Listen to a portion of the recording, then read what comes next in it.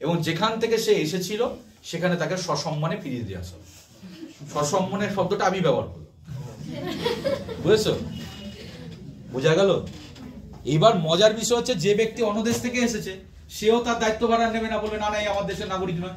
তাহলে এবার সারা জীবন কি হবে? সে না ঘাড়কা না ঘাটকা, না ভারতীয় নাগরিকত্ব না সেই দেশে। তাহলে তাকে কি করতে হবে? সারা জীবন ওই রেফিউজি যে ডিটেনশন সেন্টার গুলো থাকে না, রেফিউজি ক্যাম্প, সেখানে সারা জীবন কাটাতে হবে।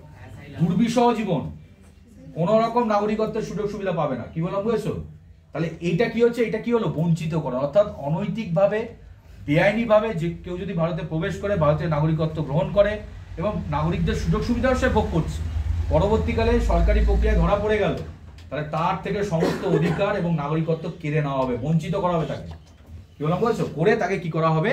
যেখান থেকে সে এসেছে সেখানে পাঠিয়ে দেওয়া হবে। তাহলে এই যে প্রক্রিয়া, এটাকে কি বলা হয়? ডিপ্রাইভেশন। ক্লিয়ার? তাহলে ভারতীয় নাগরিকত্ব চলে যাওয়ার কটা পদ্ধতি? তিনটে। টার্মিনেশন, যার উল্লেখ 9 রয়েছে।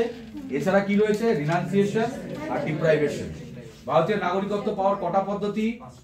5টা। By birth, by blood, by incorporation of any territory, যার উল্লেখ আর্টিকেল 5 এ রয়েছে। পরবর্তীকালে কি হয়েছে? আরো দুটো যুক্ত করা হলো, রিনাউন্সিয়েশন আর ডিপ্রাইভেশন। ক্লিয়ার? তোমাদের পরীক্ষায় কোশ্চেন দেয় 1955 সালে যে নাগরিকত্ব আইন ছিল, তার মাধ্যমে নাগরিকত্ব পাওয়ার কটা উপায় যুক্ত করা হয়েছে? দুটো। রেজিস্ট্রেশন আর ন্যাশনালাইজেশন। ক্লিয়ার আছে? এই হচ্ছে বিষয়। বলো, ক্লিয়ার হচ্ছে তো? মনে থাকবে তো? বলো কি হয়েছে? সব ভুলে গেছে? বলো। মানে ওটাতে ওইভাবে গেলে মানে অ্যাসাইলামও প্রোভাইড করে না ওই কান্ট্রি থেকে। হ্যাঁ বলো। আর ওই কান্ট্রি থেকে অ্যাসাইলাম প্রোভাইড করে যেখানে ওরা এমনি থাকতে পারে। অ্যাসাইলাম ব্যাপারটা তো অন্যরকম হয়ে গেল। অ্যাসাইলাম মানে তো পাগল করা। না ওটা বলছিল অ্যাসাইলাম মানে ওরা বলছিল কি আপনারা বলে দিন যে আপনারা আপনাদের দেশে সেফ নন, তাহলে আমরা আপনাদেরকে অ্যাসাইলাম প্রোভাইড করতে পারি। না ওইটা ওই মানে তোমার ওই স্ক্যাম টাইপের। কি বললাম বলছো?